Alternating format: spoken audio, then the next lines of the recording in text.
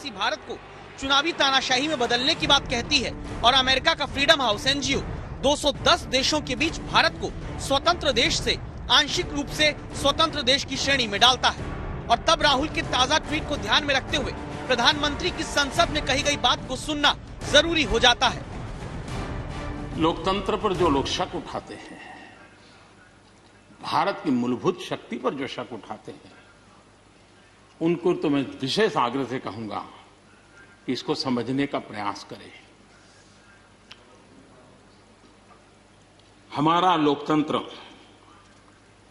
किसी भी मायने में वेस्टर्न इंस्टीट्यूशन नहीं है, ये एक ह्यूमन इंस्टीट्यूशन है।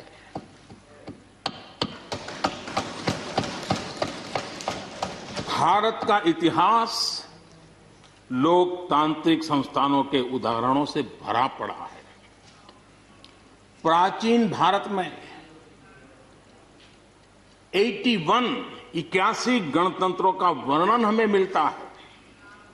आज देशवासियों को भारत के राष्ट्रवाद पर चौतरफा हो रहे हमले से आगाह करना जरूरी है। भारत का राष्ट्रवाद ना तो संकीर्ण है, न स्वार्थी है और ना ही आक्रामक है। ये सत्यम शिवम सुंदरम के मूल्यों से प्रेरित है। अनकोट। आदरणीय सभापति जी, ये कोटेशन आजाद हिंद फौज की प्रथम सरकार के प्रथम प्रधानमंत्री नेताजी सुभाष चंद्र बोस। तो भारत के जिन लोकतांत्रिक स्तंभों संस्थानों की स्वायत्तता की बात एक तरफ कही जाती है, तब विदेश की एजेंसी की रिपोर्ट पर बीजेपी सवाल उठाती है और वजह के पीछे दलील ये दी जाती है कि भारत को 100 में 67 नंबर देने वाला अमेरिकी एनजीओ फ्रीडम हाउस अमेरिका को ही 100 में 83 अंक देता है। भारत को आंशिक रूप से स्वतंत्र बताने वाला फ्रीडम हाउस अमेरिका को नागरिकों की पूरी आजादी देने वाला देश बताता है। तो सवाल ये है कि जिस अमेरिका के कैपिटल हिल में राजनीतिक हिंसा होती है, जहां पूरी चुनावी प्रक्रिया को राष्ट्रपति रहते ट्रंप ने सवालों के बड़े कटघरे में खड़ा कर दिया, जहां अश्वेतों के साथ बड़ी हिंसा हुई, ऐसी एजेंसी की अमेरिका को क्लीन चिट और भारत के लोकतंत्र पर सवाल क्या एक तरह की फिक्सिंग नहीं, जिसमें बीजेपी अब राहुल गांधी के भारतीय लोकतंत्र पर उठाई गई राय को भी हिस्सा बताती है।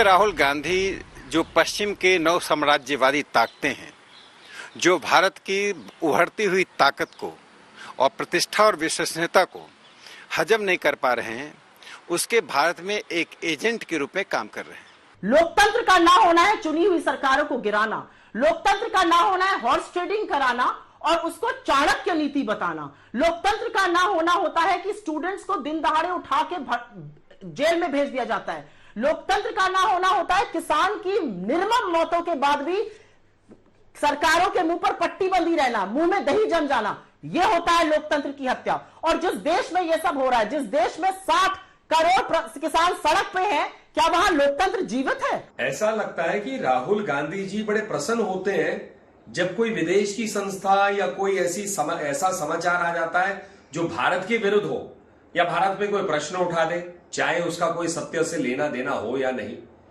कभी तो उनको कुछ अच्छा दिखना चाहिए देश में, लेकिन राहुल गांधी जी तुरंत ट्वीट कर देंगे जैसे बड़े प्रसन्न हुए हैं खराब कोई ऐसे रिपोर्ट को देखकर जो भारत के बारे में खराब लिखा हो। भारत के लोकतंत्र पर सवाल अगर एक दल उठाता है तो दूसरा इमरजेंसी की याद दिलाता है। विपक्षी दल विदेशी एजेंसियों की रिपोर्ट के आधार पर लोकतंत्र खतरे में बताते हैं, तो सत्ता पक्ष भारत का अधूरा नक्शा दिखाने वाली विदेशी एजेंसियों की ही रिपोर्ट को देश विरोधी अंतर्राष्ट्रीय साजिश, और इन सब के बीच में खड़ा भारत के लोकतंत्र की असली ताकत वाला आम आदमी, जिसकी डेमोक्रेसी अभी भारत की राजनीति में फंसी है। जितेंद्र बहादुर सिंह के साथ हिमांशु मिश्रा, दिल्ली आज तक।